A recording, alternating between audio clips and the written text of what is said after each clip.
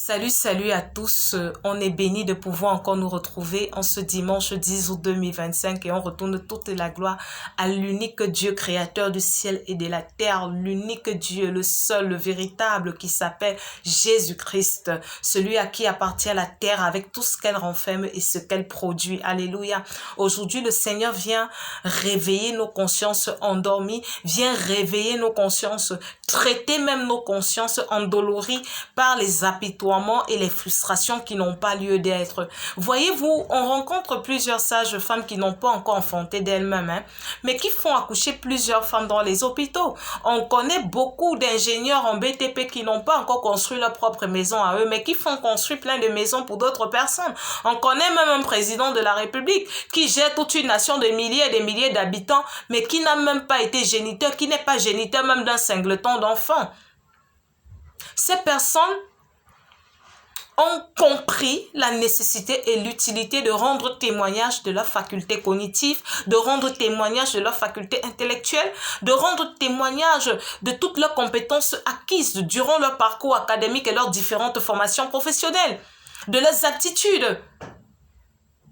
Et nous, aujourd'hui, nous avons tous reçu la conviction, du moins pour la plupart, la conviction de justice, de péché et de jugement.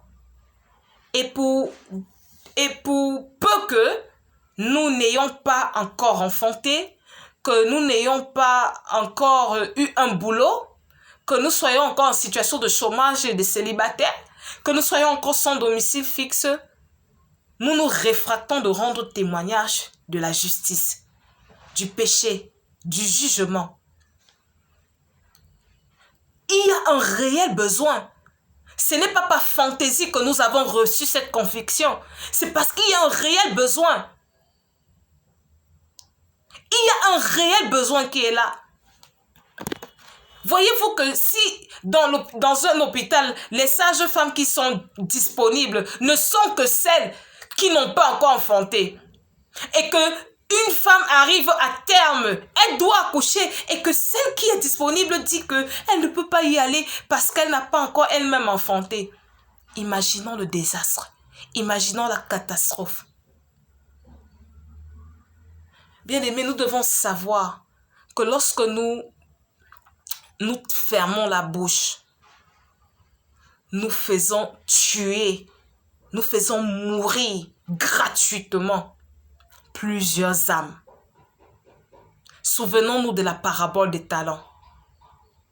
Le Seigneur n'a pas dit à celui qui n'avait qu'un seul talent que non, toi je te demanderai pas des comptes parce que aux autres j'en ai donné plusieurs quand même. Ils ont eu et 5 et 10, toi tu n'avais qu'un seul donc j'ai pas à te demander des comptes. Il n'y aura aucune justification que nous présenterons pour expliquer pourquoi nous n'avons pas rendu témoignage de la justice, du péché et du jugement. Un homme averti en vaut deux. Que Dieu nous bénisse.